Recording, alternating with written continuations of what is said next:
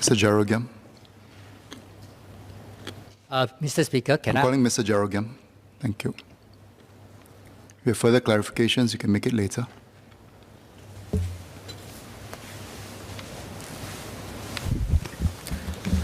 Mr. Speaker, since the FICA bill was tabled just 3 weeks ago, we have seen a flurry of criticism by lawyers, NGOs, academics, and journalists, with some wondering if it will affect perceptions of Singapore as a global hub. Some of my constituents have written to me expressing their concern with the bill's overreach. These criticisms are not unfounded and are reflective of the disquiet felt by many. The root of this disquiet is that FICA enacts many broad and sweeping measures in an attempt to prevent Singaporeans from being misled by hostile information campaigns over the internet. If these draconian measures are not properly limited, they could have a chilling effect on freedom of speech and the exchange of information among Singaporeans. At the same time, FICA seems to be lacking a sharper approach to deal with real threats that Singapore might face. The bill does not provide enough countermeasures against elite capture, which is the clandestine foreign lobbying of Singaporeans holding positions of influence. Elite capture can potentially have a far more negative impact on public policies than influence campaigns on the general public. Fundamentally, no legislation can effectively counter foreign interference in our politics by itself. Public education and a freer press are also needed to educate and inoculate our population against these risks. Let me now elaborate on these 3 points. First, on protecting public debate. The definition of public interest in Clause 7 includes the prevention of any foreign influence interference directed towards a political end in Singapore. In turn, Clause 8 defines an activity to be directed towards a political end in Singapore if its purpose includes influencing public opinion on a matter of public controversy in Singapore, or if it promotes or opposes views on a subject of a political debate in Singapore.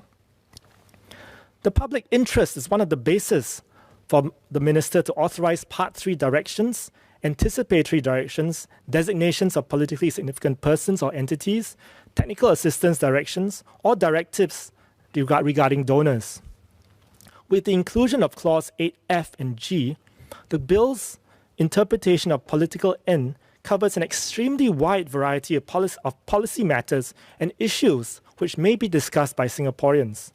Public discussions on these issues invariably involve the views and voices of foreigners. FICA sets a low bar on what constitutes public interest. It empowers the minister to block public discussions if it is, in his opinion, in the public interest to take action. This gives the Minister for Home Affairs very wide discretion to authorize Part 3 directions or designate PSPs.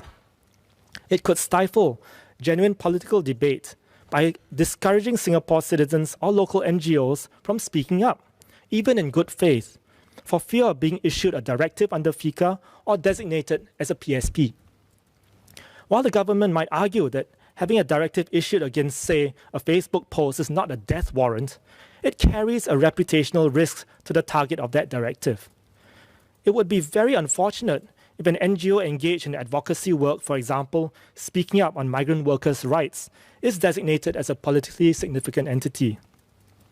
I know that MHA has tried to give assurances that this type of activity will not be stopped, but these assurances are not in the letter of the law. This is why Member for Sengkang, Associate Professor James Lim, tabled amendments to Clause 120 to codify MHA's assurances in this bill. I table amendments to subsections F and G under Clause 8 to be removed.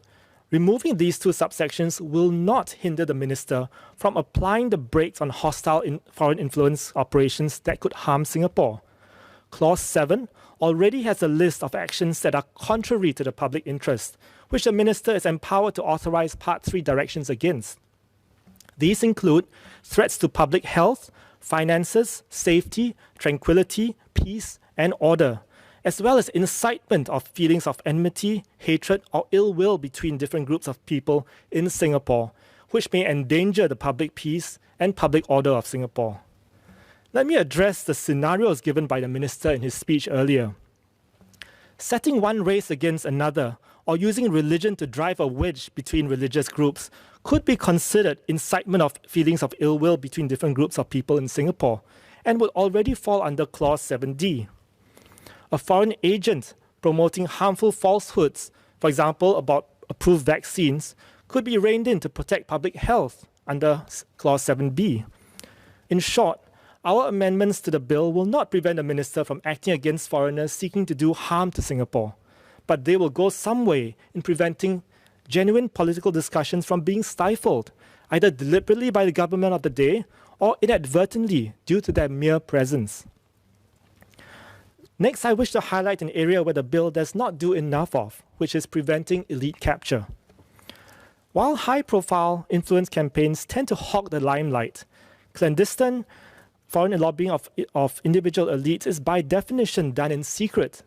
The most likely targets of these secret influence operations are our political elites. Many democracies have countermeasures in place to deal with the risk of such influence operations. The US has the Foreign Agent Registration Act, FARA, enacted in 1938, which requires agents of foreigners to register or risk prosecution under federal law. These agents must disclose their agreements with foreign principals, report the funding they have received, and provide a log of all activities performed on behalf of the foreign principals. The Singapore government would be familiar with FARA because agencies like EDB, STB, Temasek Holdings, and the government itself have all been registered as foreign principals. These registrations are transparent to the public and can be downloaded from the FARA website. Australia has the Foreign Influence Transparency Scheme Act, which has the Registry of Interests. Taiwan has the Sunshine Acts, which require public officers from the president all the way down to the administrator for company registrations and their immediate family members to make public declarations of their assets, which helps combat both graft and foreign influence operations. In addition, most of these democracies provide for independent legislative review through regular select committee hearings.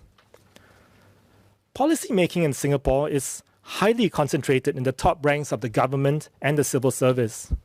Many policymakers regularly exchange ideas with each other in informal settings like golf courses and exclusive clubs like the Pyramid Club. These are places where informal discussions on policies may take place well before they are discussed in the media or drafted into law. Yet in the bill, the list of defined PSPs excludes senior public officers.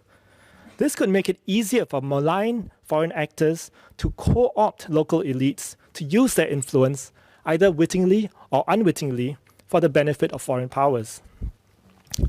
This is why I tabled amendments to the bill to add several more classes of people to the list of defined PSPs under clauses 14 and 78.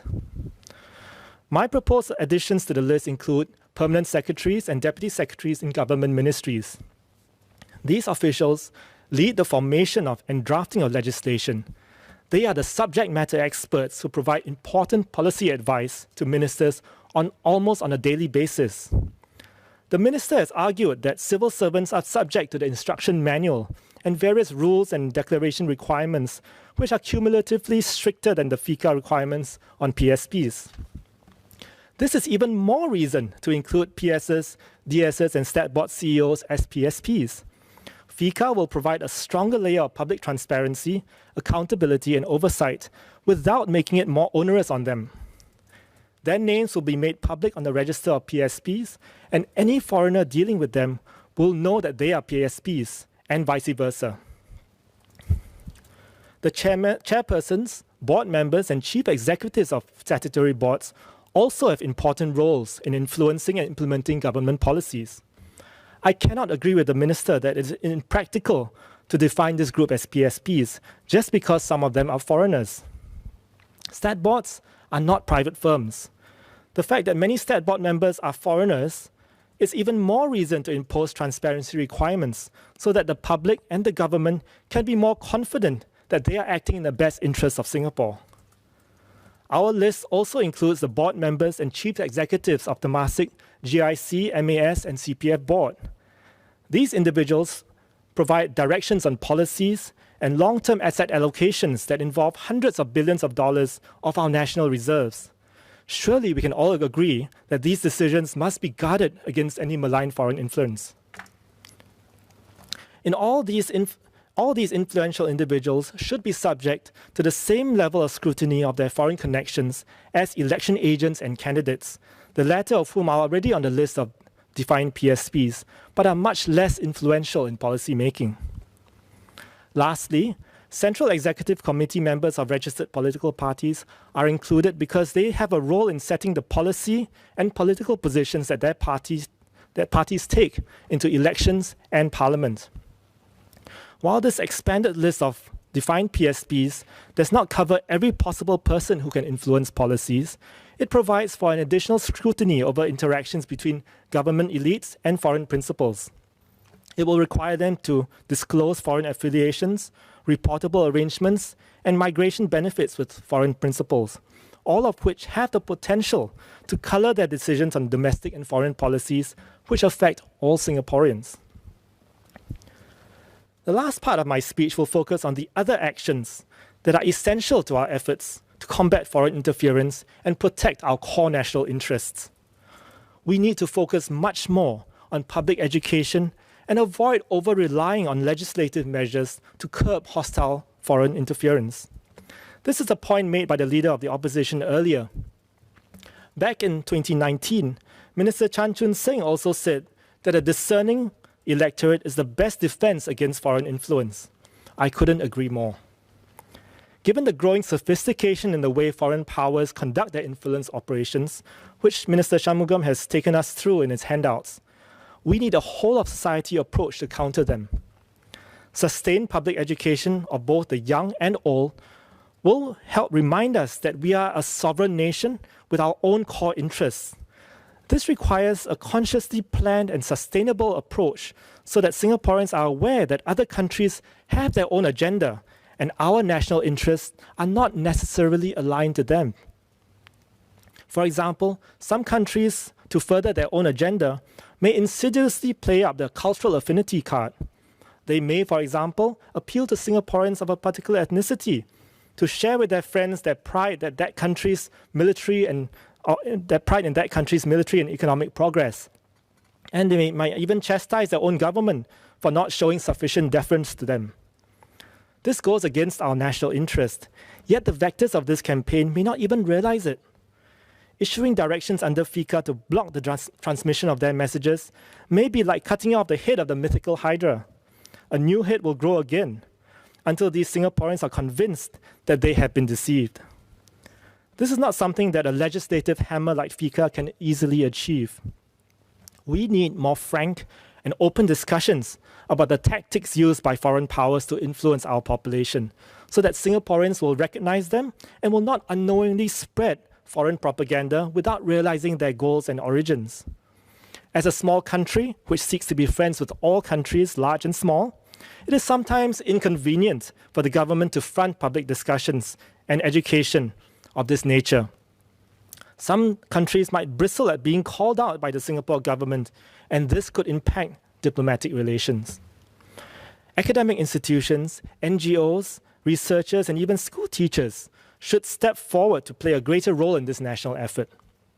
These independent organizations and individuals will have more freedom to educate the public or their students without being seen by foreign powers as government spokespersons.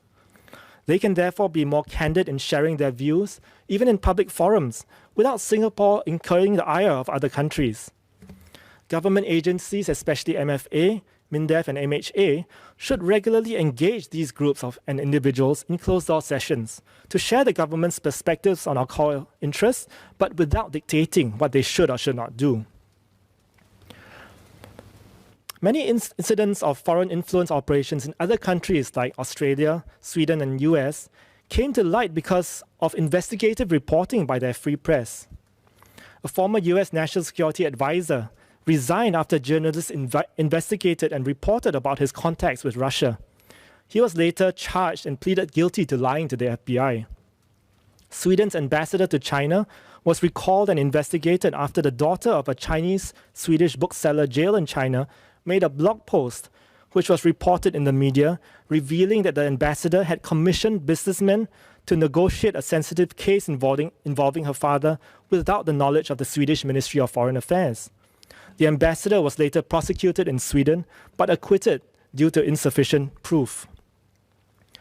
The PAP government has rejected the notion of the press being the fourth estate, which scrutinizes the actions of public officials and public institutions in the public interest, calling for accountability for their actions. This could handicap our efforts to weed out hostile foreign influence. We cannot rely only on legislation or law enforcement or intelligence agencies to stem foreign influence. Given the risk that foreign interference poses to a small and open country like Singapore, we need to use more tools in our arsenal to counter it. By drawing on a wider range of intelligence, including research and exposure by the press, we are made more secure, not less.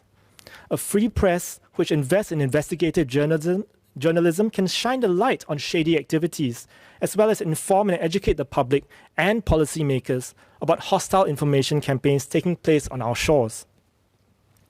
Mr. Speaker, the approach taken by FICA amounts to using a sledgehammer to crack one bad nut at the expense of perhaps a dozen good ones. Yet in the area of preventing elite capture, it falls short compared to foreign lobbying laws in other countries. My Workers' Party colleagues and I have proposed some very reasonable amendments to the bill to prevent overreach, ensure greater transparency, and provide more judicial oversight.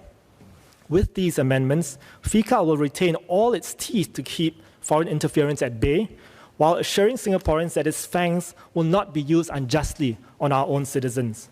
I appeal to this House to seriously consider these amendments and approve them for the benefit of all Singaporeans and our future as a country. Thank you.